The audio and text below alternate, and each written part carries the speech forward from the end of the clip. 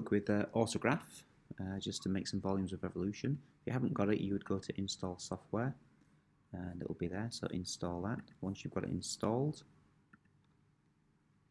let's open up a, that wasn't very good, autograph, there it is. It will prompt you for a basic page or a advanced page.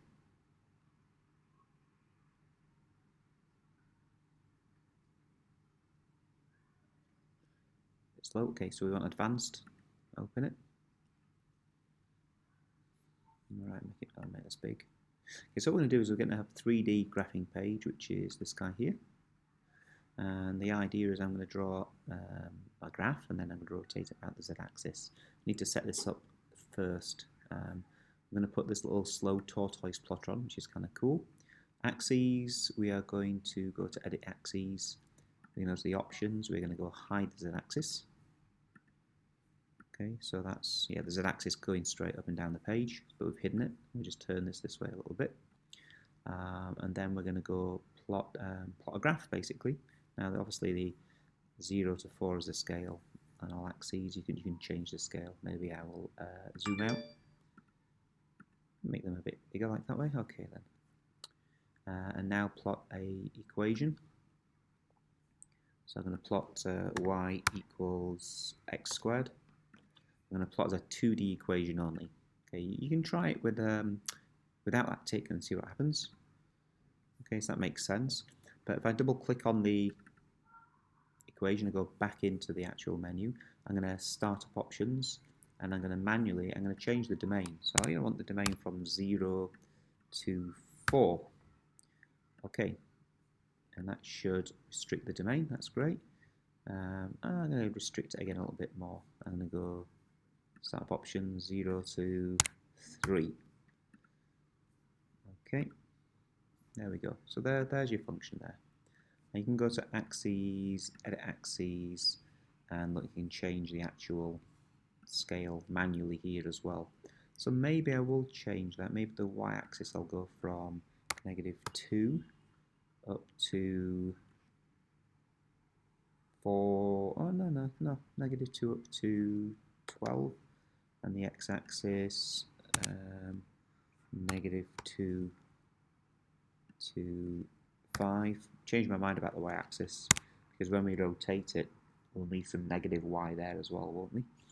Oh no, keep it like that. It's the z we'll keep as that. Okay, I'm bambling. There we go. That looks good. So x-axis here, y-axis here. We're going to rotate this about the x-axis, so we need some different scale for the y. So let's go back, edit axes, y, I'll go -12. Phew.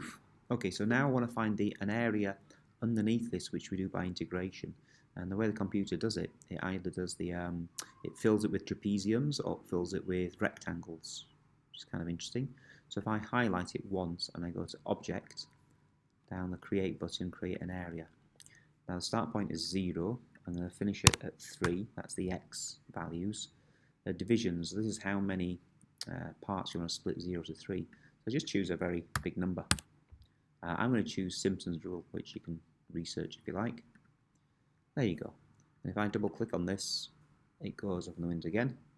But if I click once on here, it's highlighted. Down here, in the bottom left, we've got the status box. It tells us the area is 9. And you can verify that that's correct. Okay, click off into blank space to unhighlight. So now click the area.